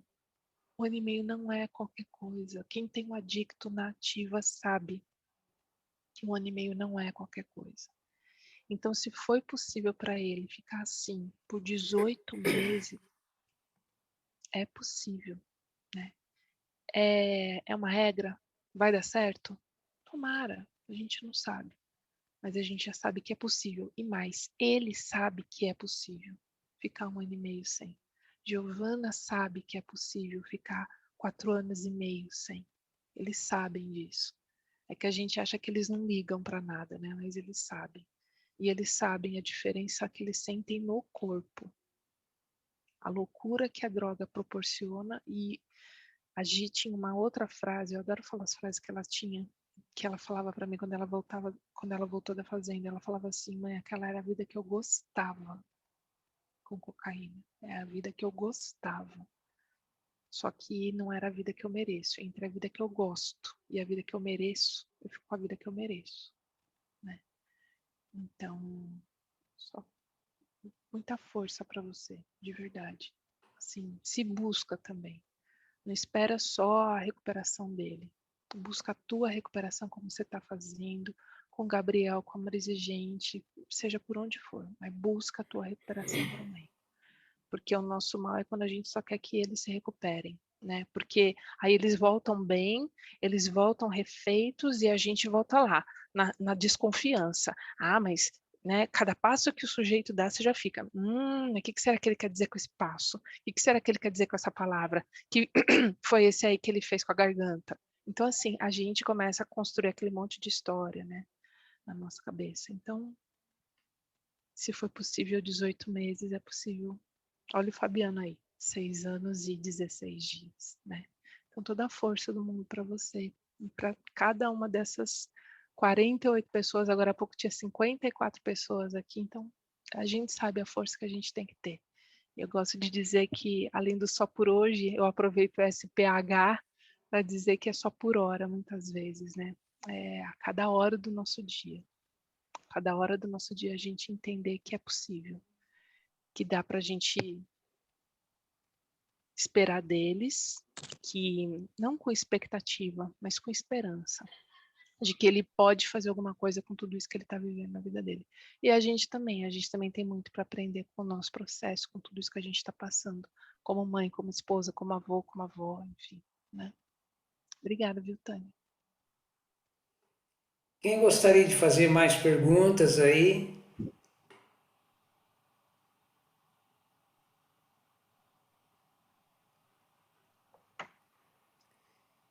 Eu só gostaria de pontuar a parte do desligamento. Você citou a sua experiência de desligamento. E eu tenho uma experiência de várias formas. E eu sempre resumo em duas situações. Por metas, quando você estipula metas, pequenas metas emocionais, que você vai se desligando emocionalmente de uma situação. E também o cansaço. O cansaço leva você ao desligamento. Eu falo por mim isso, tá? Eu não estou falando pelos outros, mas eu faço esse resumo por mim mesmo, né?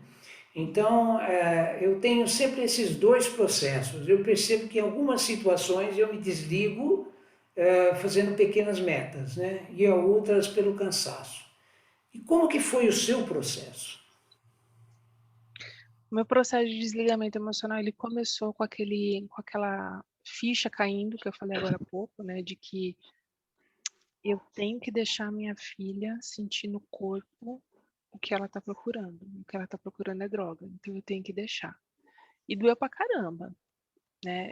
E naquela época eu fazia terapia individual, fazia terapia familiar e doeu pra caramba imaginar, porque assim, o que te vem na mente, né? Vem na mente que se cuidando do jeito que eu tô cuidando, tá desse jeito, imagina não cuidando, né? Imagina me desligando emocionalmente. Imagina, como é que vai ser? Só que eu resolvi experimentar, sabe por quê? Porque eu já tinha feito de tudo. Eu sabia cada esconderijo que ela tinha. E eles são tão criativos, né, para os esconderijos, para onde eles guardam. E eu achava tudo, eu jogava tudo fora. Então, todas as coisas possíveis eu ia atrás, eu rastreava. Então, meu celular mostrava exatamente onde é que o celular dela estava. Eu já tinha tentado de tudo.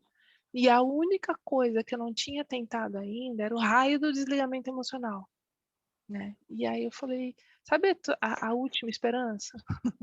Eu preciso fazer alguma coisa de diferente. Einstein diz, né, que se a gente quer resultados diferentes, a gente tem que ter atitudes diferentes. E o desligamento emocional era a única coisa que eu não tinha conseguido fazer. E aí eu comecei. E assim, eu brinco que quando eu ia tomar banho, saia mais água né, mais lágrima do que água de chuveiro. Porque é muito difícil você se Sim. desligar emocionalmente desse jeito. É muito difícil você olhar e falar, de novo, meu Deus, mas tá bom, deixa ela lá e eu vou viver a minha vida, eu vou viver o que eu tô experimentando. E viver a minha vida é, inclusive, gente, viver a minha tristeza. Porque não é viver a minha vida, uhul, né? Vou sair para o cinema, vou sair pra... Não, é viver inclusive a minha tristeza. É viver inclusive a minha decepção. É viver inclusive o meu choro. Inclusive isso.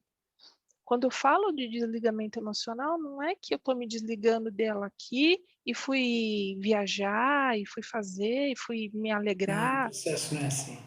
Não é assim, Né? né? E eu acho que muitas vezes as pessoas confundem e não conseguem ir adiante no desligamento emocional porque acham isso. Mas como que eu vou fazer isso? Não dá para ser feliz assim. E quem diz que é só na felicidade? É no teu encontro, é no encontro com você mesmo, é no autoconhecimento. Então, cada choro que eu tinha lá, deitada na minha cama à noite, era, né, ótimo. Então, eu tô aqui cuidando da minha dor. A dor de uma mãe, a dor de alguém que por algum momento se culpou, ficou tentando achar culpa em mim, e aí eu olhava e falava assim, não tem culpa. Não foi você que levou ela para a biqueira, não foi você que deu o primeiro cigarro de maconha para ela, não foi você que comprou a primeira carreira de cocaína. Você não tem culpa. E é nesse momento que eu fico voltando para mim. Né? Então, eu paro de ir no quarto dela para buscar droga, para ver se tem. Eu paro de ir lá e eu fico aqui. Eu venho para mim. Eu volto aqui. O desligamento emocional é um remédio que eu tomo para mim. Gosto daquela analogia que de vez em quando eu brinco, que é igual a mãe que está com o filhinho pequeno com febre.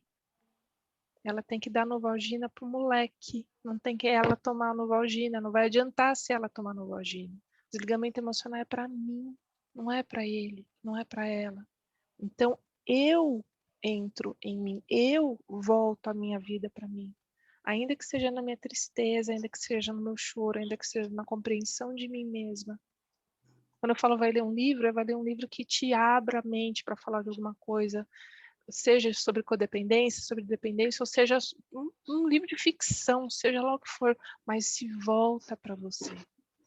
Né? Porque o adicto na ativa, ele não está preocupado com você, e não é porque ele não te ama, e não é porque ele não nos ame, é porque a droga tá arruinando tanto a vida dele que não tem tempo para sentimento, não tem tempo para amar.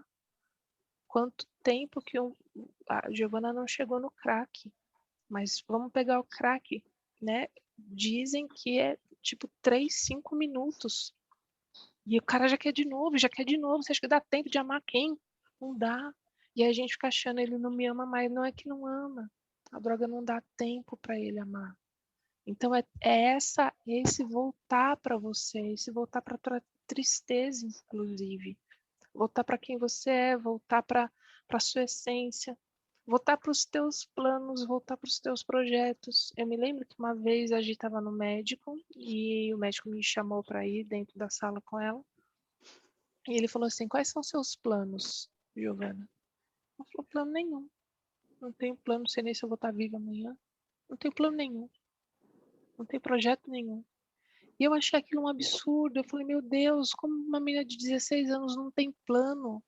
E eu lembro que eu fui para casa, sabe? Fui chorando, ia lá no carro, e eu fui chorando para casa, pensando naquilo. E aí eu cheguei em casa, eu me dei conta, eu falei, peraí, mas eu tô achando ruim que ela tá sem planos, mas quais são os meus? Eu tinha deixado tudo para trás. Então, como é que eu posso querer que a minha filha tenha planos se eu também não tenho? E não é porque eu vou ter que ela vai ter também, mas eu tenho que fazer por mim. É o que eu sempre falo, é por mim e para mim. Se respingar no adicto, ótimo. Porque talvez não respingue. Talvez não respingue agora, talvez respingue daqui a 10 anos. Mas eu tenho que fazer isso por mim. né? Então, como que eu podia achar ruim e ficar triste que a Giovana falava que ela estava sem plano, se eu também estava? Então, cada uma que está aqui, coloca quais eram os seus planos antes da dependência química? O que você queria fazer da vida? O que você gostava de fazer? O que você curtia fazer na vida? Tudo bem, estamos em pandemia, não dá para fazer tudo. Ok, mas o que você gostava? A gente vai perdendo, a gente vai se desconectar. É muito louco, né? A gente fala do desligamento emocional, mas a gente fala que a gente não consegue fazer, mas a gente se desliga emocionalmente da gente mesma. A gente se desliga emocionalmente dos nossos propósitos, daquilo que a gente quer. Então, assim, não sabe como é que faz para se desligar emocionalmente do adicto? Olha como é que você está agindo com você. Você vai aprender direitinho como é que é para fazer o desligamento emocional, porque é isso que você faz, é isso. Você se desliga, né? Você corta tudo aqui que tem aqui dentro de você, você só fica lá na vida do adicto. E é isso que a gente tem que fazer, a gente tem que cortar isso, e é cortar por amor. Não é cortar porque não ama, porque não suporta, porque não quer ver pela frente. É cortar por amor, para poder respirar de novo. Igual quem está submerso dentro do oceano, lá dentro do mar, e chega na superfície e toma ar de novo. Desligamento emocional deixa a gente tomar esse ar de novo, né? Mas você, interessante que você contou a sua história do desligamento e interessante que você criou metas, né? Você foi determinando metas para você mesma, para ir cortando, né, esse cordão, né? Eu achei interessante isso, muito legal. É isso mesmo, né? Comigo também acontece assim, né? Quando eu tenho o conhecimento, eu determino metas, né? Eu descubro que eu tenho necessidade e às vezes eu percebo que eu não percebo o que está acontecendo e quando eu percebo eu já estou cansado. Então eu fui vencido pelo cansaço e eu tomei uma atitude, né?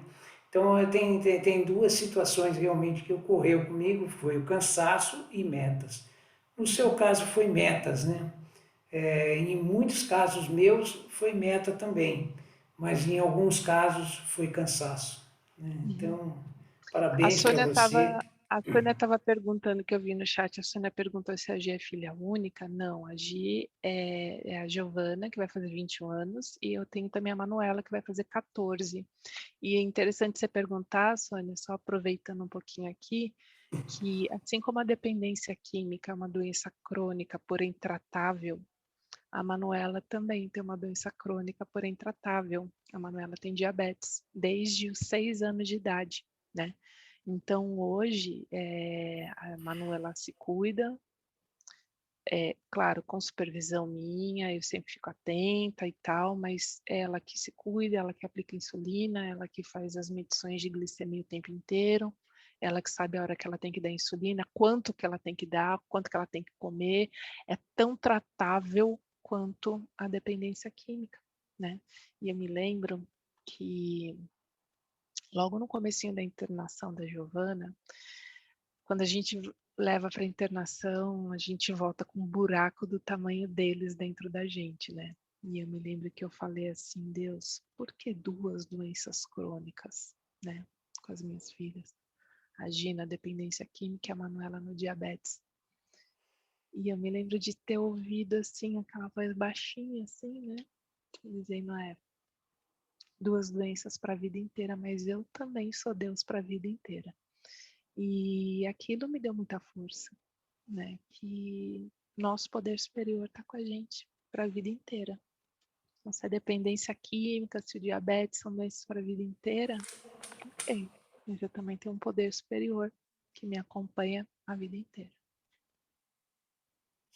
Que para mim é Deus, né? E ele é muito interessante, que ele é safado, sabe? Ele põe uma pedra na frente da gente para que a gente espiritualmente se fortaleça. Depois que a gente tirou, que a gente respirou fundo, né? A gente fala, puxa, graças a Deus ele coloca outro maior, porque ele sabe que a gente tem condições de dar conta, né? Verdade. Então é muito legal, porque eu costumo dizer que Deus dá um presente para a gente, né? Quando o meu adicto, que foi o meu desafio, né? Isso foi um presente para mim, porque eu cresci como pessoa muito. Então, eu só tenho que agradecer a Deus, viu? É verdade, eles são professores nossos, né? Eles são Exato, nossos é professores. por aí mesmo. Alguém quer fazer mais alguma pergunta?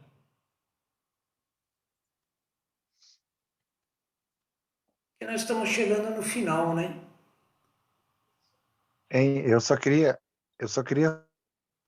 falar para vocês que quando eu estava internado, eu fui porque eu quis, entendeu? Eu pedi ajuda, porque, como eu disse, a minha mãe, meu pai, meu pessoal fez comigo assim também, entendeu? Eles falaram assim, deixa ele viver, deixa ele buscar o que ele quer, entendeu? E eu fui e mergulhei nessa vida, e até o dia que eu sofri, aí eu falei comigo, "Ô, chega, né? Fiz uma oração, falei, Senhor, eu não nasci para isso. Aí eu fui internado nessa última instituição que eu fiquei, e lá eu conheci uma pessoa que foi lá dar uma palestra. Ele tinha 32 anos limpo, vivendo um dia de cada vez. Esse foi o meu alento, foi a minha força. Eu busquei força nisso. O cara falou, nossa. Eu falei para ele, nossa, o cara tem 32 anos limpo. Para ele vem dando certo, eu vou conseguir também, entendeu? E ele falou a mesma coisa que eu falei para todos vocês. O amanhã pertence a Deus, o ontem ele só pegava como ensinamento, lição, e ele vivia o presente hoje, que é o presente de Deus hoje. E eu tive esse despertar espiritual, entendeu? Por isso que vem dando certo. Todos os dias eu sou melhor do que ontem. Muito bom. 6 anos e 16 dias, glória a Deus.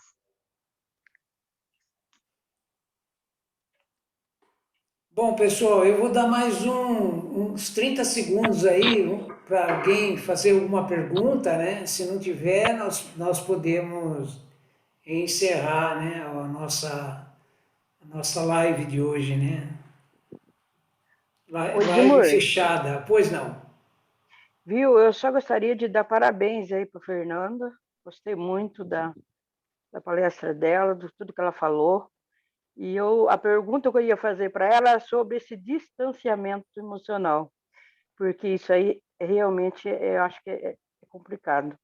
Mas eu ouvi já tudo que as perguntas que foi feita aí, ela respondeu, já está certo. A, Tá a, bom? Ro- a Rose, ela está fazendo uma pergunta para você, Fernando, sobre como trabalha a espiritualidade na vida dela. Uhum. Como você trabalha a sua espiritualidade? Como eu trabalho a minha espiritualidade? É, Ou como a Giovana trabalha a ela espiritualidade pôs dela? assim, gostaria de perguntar como trabalha a espiritualidade na vida dela. Deve ser da sua filha. Da minha filha? Tá. Bom, vamos lá. A Fazenda Esperança, ela acolhe, assim como Amor Exigente acolhe qualquer religião, né, pluralista, a Fazenda Esperança também acolhe qualquer religião, né, seja lá qual for. Porém, ela é uma instituição católica, então ela tem missa todos os dias, rezam o terço todos os dias, enfim. Então, o tripé da Fazenda é espiritualidade, trabalho e convivência. Então, a Giovana passou por 14 meses indo à missa diária, rezando o terço todos os dias com todo mundo ali, né? E aí, quando ela voltou, foi muito interessante algumas coisas. Quando ela voltou, a gente ia à missa com ela, e aí teve um dia que ela falou assim, mãe, não é a mesma coisa. Eu falei, como assim, filha? Porque é missa, né? Missa, né? O ritual da missa é o mesmo e tal. E ela falou, não é a mesma coisa, mãe, porque lá a missa era totalmente dirigida para adictos, né? Todo mundo que estava ali assistindo a missa, fora as madrinhas, né? Mas todo mundo ali era dependente químico. Então, tudo que os padres falavam na missa era muito direcionado para a nossa vida. E quando eu venho aqui, eu não enxergo isso. E aí, assim, eu falei, cara, e agora? O que eu faço? Porque eu não tenho como botar a Giovana na marra dentro de uma missa para ela assistir. E aí a Giovana foi indo, e ela foi desenvolvendo a espiritualidade dela da forma dela, né? Então, a minha sogra é espírita e a Gi começou a seguir isso, né? Começou a seguir a espiritualidade junto com a minha sogra, né? E foi ali que ela se encontrou. E foi ali que fez sentido para ela, né? Então, eu acho que da mesma forma como a Gi se encontrou um dia e disse, eu preciso de ajuda, da mesma forma ela se encontrou na espiritualidade, entre aspas, tá? Sozinha. Né? Então a gente até tentou, ela tentou ir em alguns outros lugares, eu acompanhava ela, mas foi lá que ela se encontrou. Num lugar, por exemplo, e eu não tenho absolutamente nada contra quem seja espírita, mas eu não é a minha espiritualidade. Então, assim, como isso foi importante, inclusive para isso, sabe? De eu saber que ela vai num lugar e que eu não preciso estar lá junto com ela. Eu não preciso abdicar da minha espiritualidade por causa dela. Até nisso o desligamento emocional entra. Porque eu podia, né? Ah, não, então eu vou junto com você. Cara, não, mas isso faz sentido para ela. Não necessariamente faz sentido para mim. Então é em tudo, em absolutamente tudo. Eles têm que seguir aquilo que está aqui dentro. Então a Gi hoje ela segue a espiritualidade do jeito que ela entende como sendo essencial para ela. E é isso. Respondi? Tá, respondido. Eu, em nome do Amor Exigente, o grupo Perseverança, em nome do grupo Para Todos, né? Amor Exigente para Todos, de quinta-feira, em nome da coordenadora do nosso grupo, que é a Wagner Cavedal, a gente agradece de coração, né, você ter aceitado o convite, foi uma excelente palestra, tá? Todos nós amamos, tá? E esperamos numa próxima você estar com a gente novamente, tá bom? Só chamar, só chamar. Tá certo. Então nós vamos fazer a oração nossa da serenidade, né? E eu vou colocar aqui, né? Para que todos participem, né? Então vamos lá. Eu seguro minha mão na sua, uno meu coração ao seu, para que juntos possamos fazer aquilo que sozinho eu não consigo. Concedei-me, Senhor, a serenidade necessária para aceitar as coisas que eu não posso modificar. Coragem para modificar aquelas que eu posso. E sabedoria para distinguir uma das outras. Força, fé e alegria. Pessoal, que todos nós tenhamos uma excelente semana, que a gente fique mais leve, não é? Vamos deixar aquelas toneladas nas costas de fora, vamos encarar o problema como ele é, de frente, não é? Isso sempre são desafios na vida nossa, né? Para que a gente possa melhorar. E bola para frente, tá? Boa semana toda, com muita paz, muito equilíbrio. E gratidão, hein? Boa noite, gratidão. Boa noite a todos. Boa noite. Boa noite.